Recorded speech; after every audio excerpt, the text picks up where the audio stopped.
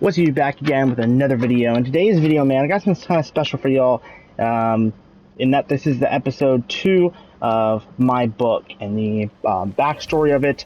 And as we dig deep into the reasoning behind it and kind of what each chapter means in this overall universal story that I'm trying to tell. So this last week we went into, or beginning of this week we went into the behind the book, like why I made it, kind of the two main groups being the Exil alien invaders and then the EDF and the Earth Defense Force.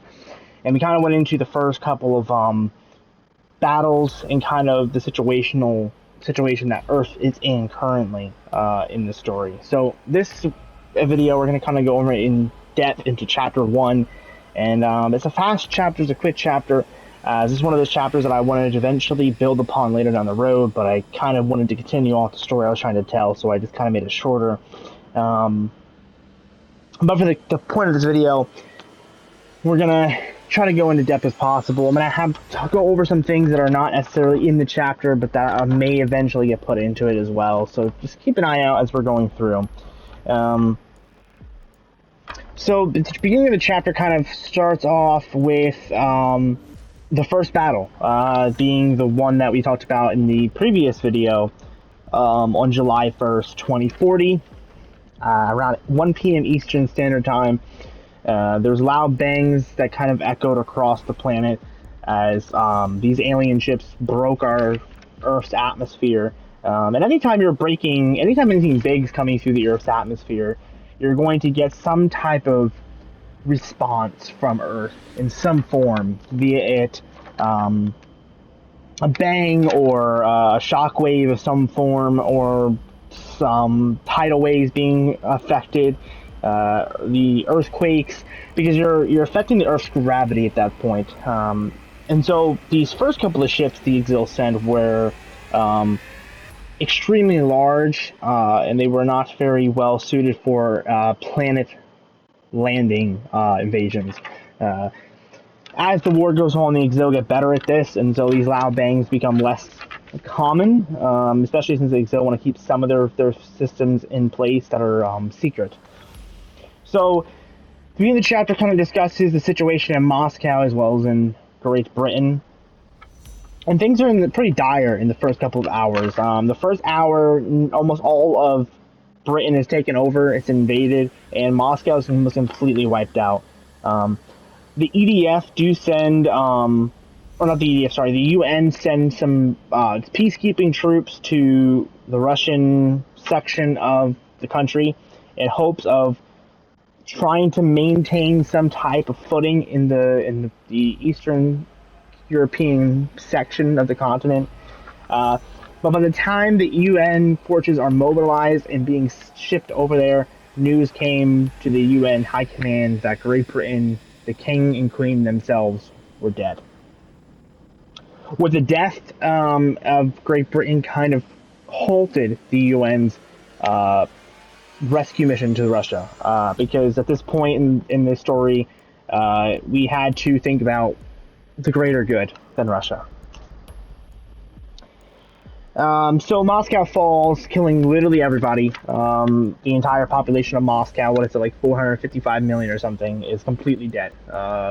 There's no, according to the story, at least for the time being, to the UN forces, there's no survivors. Which will come down later that there is survivors, that there's a small resistance within Russia that is forming, but that will take a couple years, about 20 years, to really fully form, because a lot of internal power struggles begin to happen. And with the UN troops being pulled back out, the Global Peace Alliance is called off. So, because of the events, they felt the Alliance meeting was not the best strategy at this time. I think it's kind of commonplace, to be honest. Like, you would think that this anti-war group would want to still have their meeting, but at this point we don't. At this point, the UN force on the ground, the UN is still in control of the situation currently. they're unsure of whether this is a domestic nation who has gone beyond powerful, say like North Korea or South Korea or Japan or China, or if this is an extraterrestrial force. Because at this point, there's no video evidence of any hostile forces. All we know of is bangs and some large entity ships popping out of the sky, and they start annihilating just whole continents of humans. So by the middle of 2040, around 2042, 2043, the Battle of Capes Hill in southern France took place, where 300,000 French volunteers chose to fight, and they went on against a 600,000 at the time unknown alien terrestrial force, but we now know from last video, the Exil. The Exil 5th Corps. So these were pretty hardened infantry for the Exil. They were kind of your National Guardsmen of our system.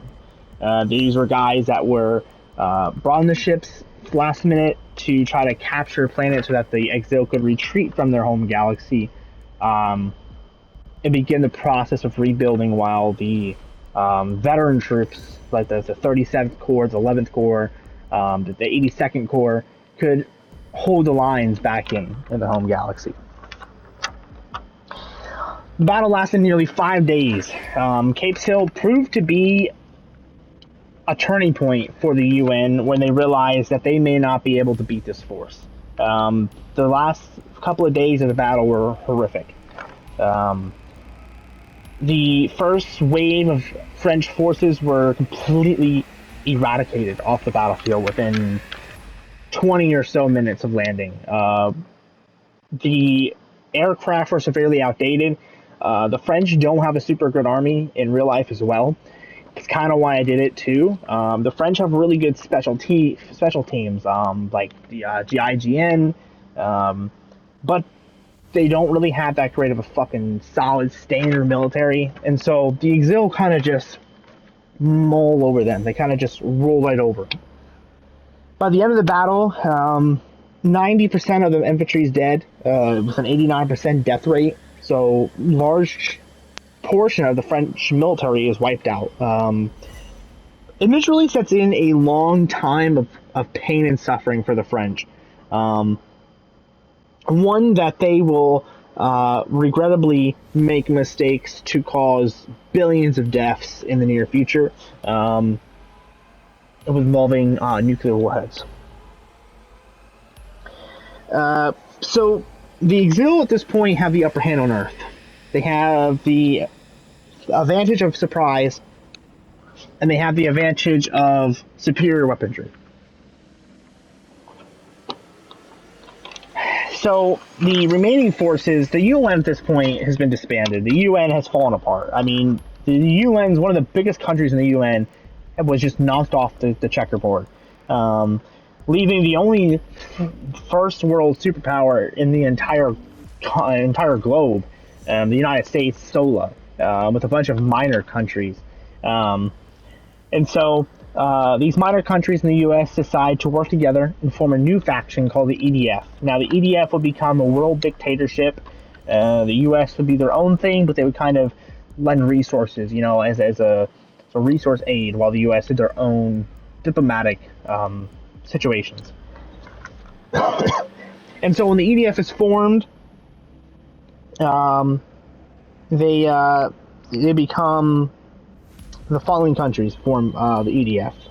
The US, Africa, Canada, France, Germany, Italy, Spain, Argentina, Ireland, and Norway. Ireland is in a really weird position right now because Ireland is currently less than 100 miles from a current country that is currently being held in control but nearly wiped out, Great Britain.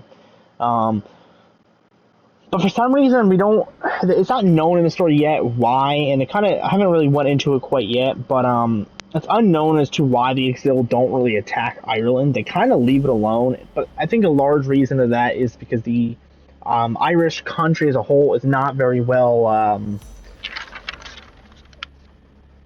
well defensible or defendable. Maybe that's the right word. You need to remember this is a country who's always had the protection of pretty much every other main power in the world.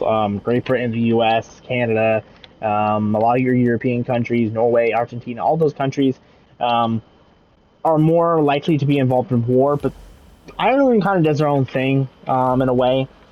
Britain's the only country that would seem to have any issues with Ireland in the past 250 something years. So Ireland really hasn't had a reason to get a military set up, or at least a good one at that. So the Exil really just don't fuck with them. But then again, could be also that the Exil are also worried about other countries, and that gets into the next point. By this point, the Exil start to enter South America. They're hitting places like Argentina, Brazil, Cuba.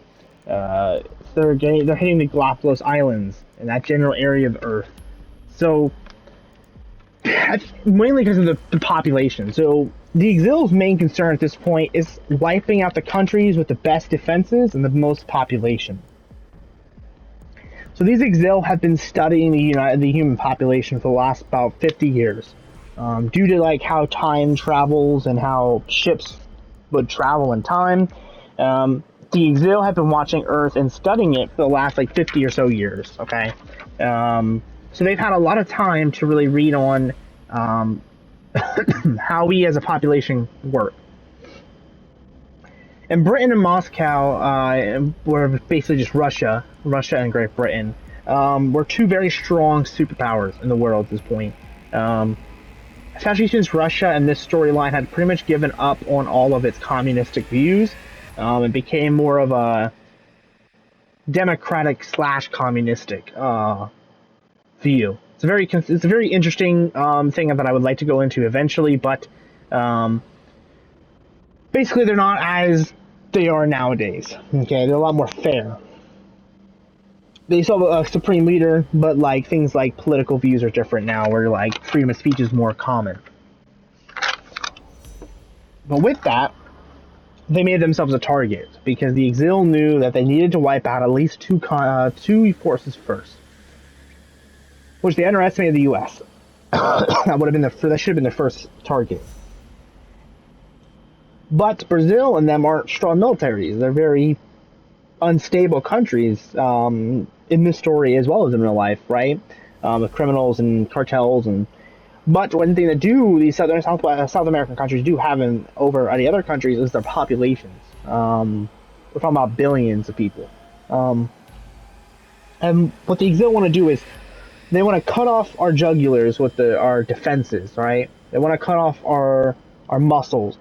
And then they'll come for things like our hearts and our intestines and things. They like to break the human body down. And then in this process, they would need to wipe out the population. Okay, because that's important to us as human civilization goes on. We can only do so much as we have the people to do it. And so they know this. And so they attack some serious defensive areas. Once those areas are wiped out, they move on to the population and begin mass murder on a mass scale. Around the same time, the U.S. begins to worry. The U.S. Senate is called into session in late April of 2043, I think it is. And they kind of go over the situation. Like, hey, we're in a rough spot right now. We're going to have, and in less than a few years, we're going to be having millions of refugees coming to the country. Because, countries are being invaded, people are running away, and they need to go somewhere, right? They can't just stay in the country they're in because that country is now becoming a hostile zone. And due to this reasoning, a lot of things begin to change. So, the U.S. builds bunkers. Their only strategy, undoubtedly probably the worst strategy they've had over the years, but they begin to build bunkers along the western and the eastern coast. And these bunkers are designed to withstand nuclear blast because in the worst case scenario, we kind of have an understanding of why they're here from hundreds of years of alien memorabilia and videos and movies and novels and books. This civilization is a lot more smarter, and so they're able to put together a pretty good idea of what they're here for. which is the resources. And in knowns of this, the U.S. government decides, if worst case scenario comes and they begin to literally lose the country as they lose state after state after state, if they need to, they can hide as many people as they possibly can in bunkers and nuke the rest. It's a hard thing to comprehend, but it is a military tactic that is a very serious possibility. It's Operation Coldstone is what they called it. Basically wintering, or I think they call it in today's world like a nuclear war, nuclear winter. So it got the code name of, Cold Winter or Coldstone. So Coldstone was basically just a safety measure. It was never intended to actually be used unless literally as the White House was being stormed by exil forces to send the nukes off, like very last second, because there was no going back once it was activated. So with the bunkers being built, and we're not talking about hundreds of bunkers, we're talking about millions. For every city, there was at least 10,000 bunkers built for every city.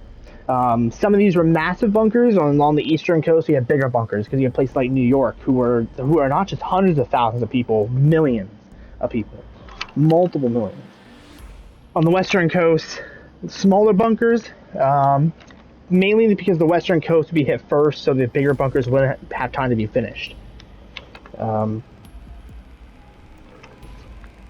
And all this proved to be very important and the good call. Because in late December, which would be 23rd of December, 2 days before Christmas, Mexico would fall to the exil forces. Now, Mexico is a really interesting situation because Mexico is not necessarily completely taken over, but the Mexican forces, the alongside the cartels, began to get overwhelmed on the western edge of Mexico. The forces pouring in from Portugal and Brazil and Argentina up that direction was overwhelming for the majority of the Mexican forces. Remember, these Mexican forces had been in a real war for hundreds of years. So the most technology that the Mexican forces had at this time would be some APCs, some light armor tanks, and your guys, classic AK guys, right? So the Mexican forces pull back. They pretty much do a full-on retreat. Majority of the special forces of the Mexican forces, the Mexican special forces, whatever they're called in Mexico, I don't really have to look them up, but those guys fall back into the jungles of Mexico. All right, so there is technically some jungles in Mexico, some forest areas. Obviously, it's not all desert like it's portrayed. So those forces fall back.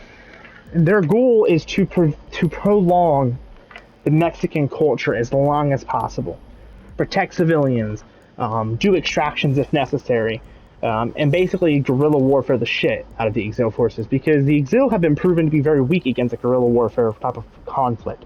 The way they roam is a lot harder. And with this situation, the rest of the forces from the Mexican armed forces retreat to the southern border, the U.S. border. And obviously, the U.S. is watching all of this go down. And for the most part, the U.S. has pretty much stayed out of the conflicts. They've been mainly getting their forces ready. By this point, or before the war in 2040, the U.S. armed forces was ranging from around 2.8 to 2.9 million strong. By the time the Mexican country of Mexico fell or began to fall, the U.S. forces were up to almost 17 million out of the 356 million population. So they had done an insane jump, almost a 27% jump increase in armed forces. There was 6 new military bases, new training locations that were set up, and you can imagine trying to train that many men is going to cause weaker military forces overall. We learned this in Vietnam. Okay, in Vietnam, we learned that forcing or conscripting a large majority of individuals to the military hurts the longevity of how well trained these individuals are. Unfortunately, this would be learned the hard way. As the U.S. battles began to take place in the western United States, so California and Seattle were hit pretty quickly. Alaska fell in like 5 minutes. So the U.S. began to decide they needed to figure out how to solve their issues. And so with the current battles taking place in Seattle and Los Angeles, they began to decide to booby trap the entire western seaboard, okay, from Mexico down around Florida all the way up to Seattle. And these booby traps were interesting. So they weren't landmines, although there was areas of the border, especially the Mexican border, where were 40 plus miles of just straight landmines, literally landmine in a row. But they placed seawalls on the eastern coast. So it's like around Florida, you had 25-foot plus seawalls blocking any land to air to water ships from landing. And this was a good idea to block any land invasion from the eastern side of the United States. And the eastern side of the United States would prove to hold out a little bit better during the beginning stage of the war because of these seawalls. On the western half, on the other side, on the other side of the continent of the United States, that side didn't do so well. They were hit very quickly in Seattle, and the Exil began to push really hard through that top westernest area. And then it was on the Mexican side of the border as well that began to push. And so the America was getting squeezed from two different sides. And this became really bad. By the end of the chapter, the U.S. has become a stalemate. The booby traps seem to work. The landmines do slow the Exil forces down, because obviously they don't move their ground forces into just a land field of landmines. So the U.S. becomes a stalemate. By the end of chapter 1, the current total of death is around 3 billion dead, and around 2.4 billion humans are homeless. Every foreign country except for Canada has officially have a war on their soil. So pretty much the entire continent of Africa has a war going on the soil, Europe and South America, and now the U.S. So that's pretty much the end of chapter 1. Again, obviously, I'm just cliff noting some of the important details. This chapter is like over 500 plus words. But I think the biggest takeaway here is that at the speed of which the Exil managed to do what they did. And you're going to see in future chapters as we go through it, the speed at which the Exil move are different than which of the EDF. The Exil will attack battlefields, and within 45 minutes, the battle's over for them. Okay, and whatever's left is just a slight chunk of their force. They hit hard, do damage, and then they pull back, or you fall back and they continue to push. They're not ones to stay and fight. They don't dig in. Now the EDF digs in. By the time the late 2060s are here, millions of miles of trenches have been built in the United States and in Mexico, Canada, and the European countries, because there's no point in building buildings or bases above ground just for them to get targeted by Exil forces. So the new thing is to just build trenches, and then you just dig down like maybe 50 meters, and then you build your base there. And this tactic works. A lot of FOBs are built.